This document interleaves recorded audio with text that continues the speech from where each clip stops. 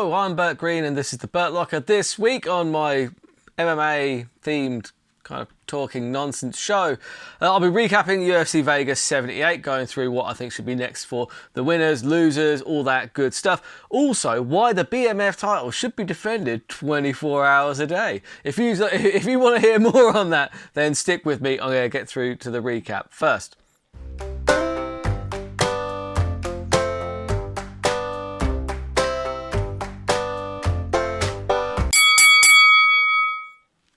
So UFC Vegas 78, the real standouts for me, Jacqueline Amorim, she really did fantastically well. Obviously in her debut, she seemed to gas out a little bit and didn't do brilliantly, but she was so dominant in that fight. She didn't get the submission that I was looking for, but she did just dominate. I mean, the first two rounds were arguably a 10-8 each, and then she got the TKO in the third, so you can't really you can't be much more dominant than that, can you? Who's next? I mean, is she ready for a ranked opponent next? That was a hell of a dominant performance. Very dominant. I wouldn't mind seeing her matched up with Amanda Hebas sometime in the future. I don't know if she's ready for a ranked yet. Probably another unranked fight next, and then maybe start looking at a showdown between her and Amanda Hebas. Both very good grapplers, both similar skill sets, and it'd be interesting to see. So Yasmin Lucindo looked absolutely fantastic against Poliana Viana. Sorry. There was such a strength disparity there. I didn't realise how much stronger Lucindo was going to be, honestly, even on the ground, because I thought that Viana, honestly, I thought that she would have an advantage on the ground, and that sounded very Trump-esque, didn't it? I thought she'd have an advantage on the ground, and she got to the ground, there was no advantage. What's going on? Sorry. Yeah, she was just seemed outstrength in every facet of the game, and Lucindo looked fantastic. So looking forward to seeing some more of her, honestly. Marcus Muggy was great. The referee should have separated them better, though, honestly, because he knocked out JP Buys, and then the referee kind of called it, but then JP Buys got up and kind of carried on trying to fight, but the referee didn't step in. You need to have a real clear-cut separation, is what I'd say. But very hard job is refereeing. So I'm not talking trash on the referee. It was just something I noticed. Probably should have got in the middle. That could have gotten ugly. Anyway, Khalil Roundtree, speaking of getting ugly, Khalil Roundtree, those last couple of shots were unnecessary. The wind-up, basically, he knocked out Chris Daukaus with a beautiful straight and then followed it up on the ground. And the wind-up of the shot on the ground was just nasty. Go back and watch that one if you didn't watch it. It's horrific. I like watching Khalil Roundtree. When Khalil Roundtree is on, he is very difficult to beat. He has since said that he wants to kind of get a 5-rounder next. I don't know who you put him up against. One thing I did notice is that is Dominic Reyes still fighting? Let me know in the comments. I haven't seen hide nor hair of Dominic Reyes in a bloody long time. But he's still in the rankings. Is he still fighting or nah? But if he is still fighting, Khalil Roundtree, Dominic Reyes. Come on, man. That's a good matchup. Tell me that's not a good matchup. You're welcome. Silva, Shelby. Is it Shelby and Silva? I don't know. Whoever the matchmakers are these days, put together that one. Roundtree against Silva. 5-round main eventer for a fight night. I would watch the hell out of that. So would everybody else. Make it happen. And I thought, honestly, the Dawodu versus Cub Swanson, I thought that was a clear win for Dawodu. Honestly, I got up and went for a piss. And I came back and I was just like, huh? Why are they interviewing Cub Swanson? He's retired. Oh, he won. Oh, okay. Wow. Don't know about that. Because to be honest, it's like I thought that Dawodu landed more. I thought he landed more significant. He did more damage.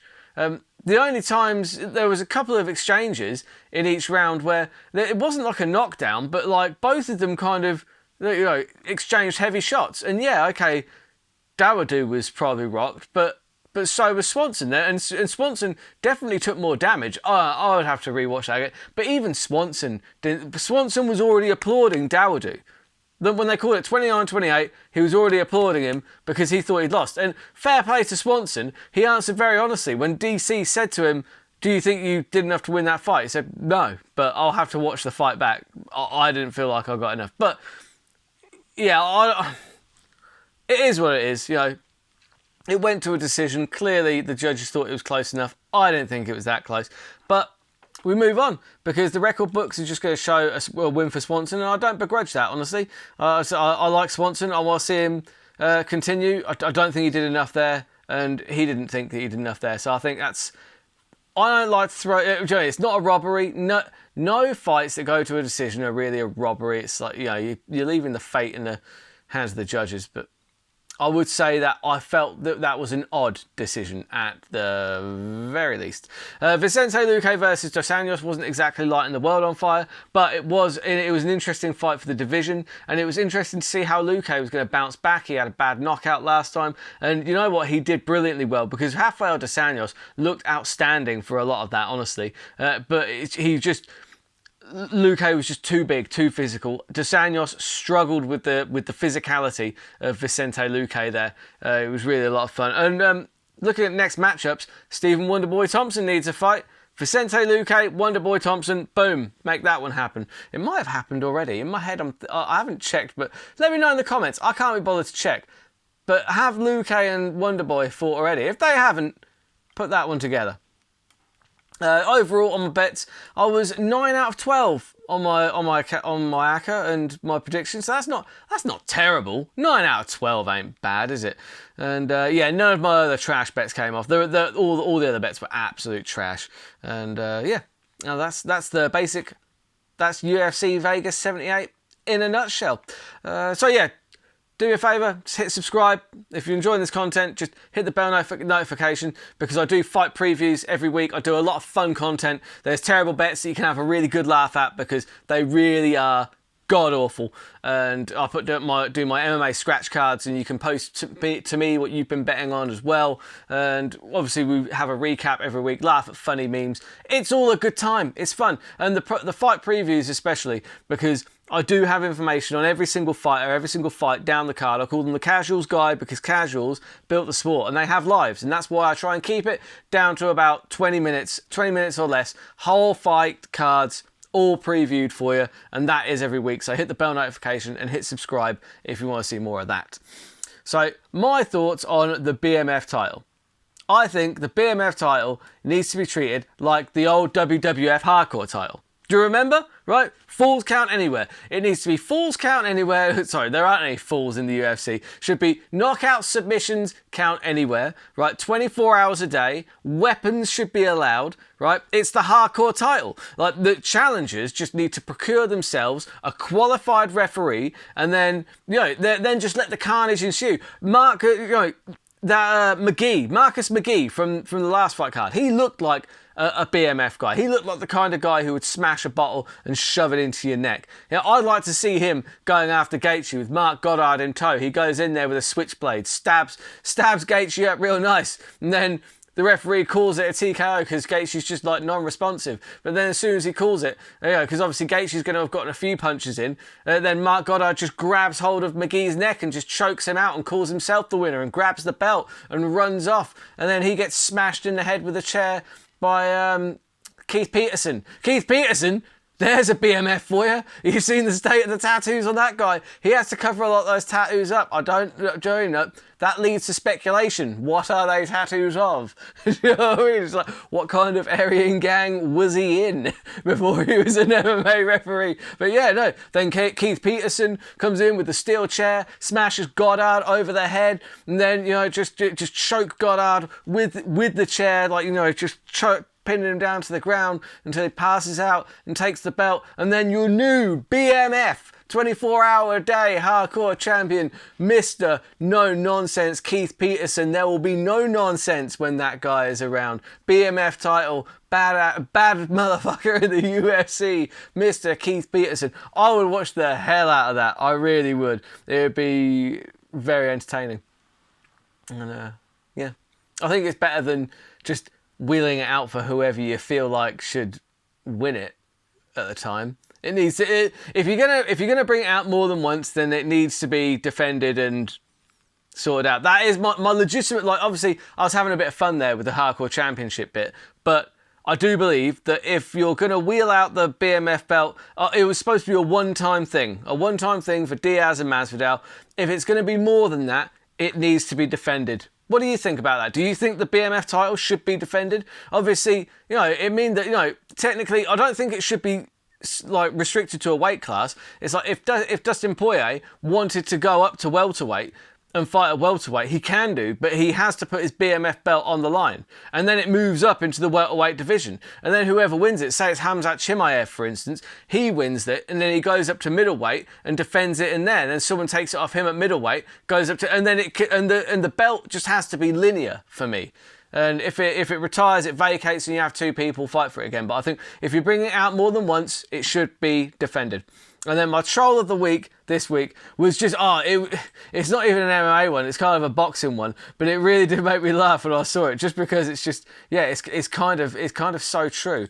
You've got Mike Tyson, like in his heyday, it's just single versus being married, right? You've got Mike Tyson in his heyday representing the single man. He's there, in all his glory, in his wife fronts, by his like rockside pool with a tiger on a chain, and then you've got married on the other side, and you've got Mike Tyson holding his poop bag, not his own poop bag, his dog's poop bag. I might just to clarify, I'm not saying that Mike Tyson is pooping in bags and carrying it around with him. That would be very weird. Just to specify that it looks like he is holding a bag of the dog's feces, although I wasn't there. I don't know for sure. Do you know what I mean? We're assuming the dog is pooping in the bag, but who knows? Who knows whose poop that is? Let me know in the comments. Whose poop do you think that is in the bag that Mike Tyson is holding? And on that terrible note, that's it from me. And this week, obviously, you've got, I believe, right, let's just double check this before I completely mess it up, but I believe this week it is Sean O'Malley versus Sterling at UFC, August 20th. August 20th, yeah, that's right, August 20th, it's going to be Sean O'Malley against Aljamain Sterling. That's a really fun fight card. Let's have a look at what other fights are actually on this card. Just real quick. So Sterling O'Malley in the main event, Zhang Weili against Amanda Lemos. That's a big fight. I didn't realise that was on this card. I'm colour me excited for that. I'm a huge fan of Amanda Lemos and Zhang Weili. That's massive. That's a big fight. Ian Machado, Gary's taking on Neil Magny. Oh yeah, because Jeff Neal dropped out, didn't he? Yeah. Oh yeah, that's another bit of news for you. Jeff Neal is out of his fight with Ian Machado, Gary, and Neil Magny is stepping in. There you go. A little bit of news there for you. Cody Garbrandt now taking. No, Cody Garbrandt's out as well. I'm sure he's out. Oh, Pedro Munoz against Marlon Vera, and Chris Weidman's back against Tavares. Let's see if he does keep up with it, because Weidman, he's been quite candid on his podcast and that about how he feels about his leg. He said, what I'm going to do is go in there, I'm going to just throw the hardest leg kick I can. That's the first thing that I'm going to do.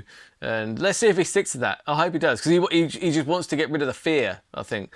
Fair play to him. Oh, Gregory Rodriguez, Robocop's on the card. And Gerald Mearchart. Oh, Natalie Silva. Karine Silva is on the card. Karine Silva. She's the opening fight.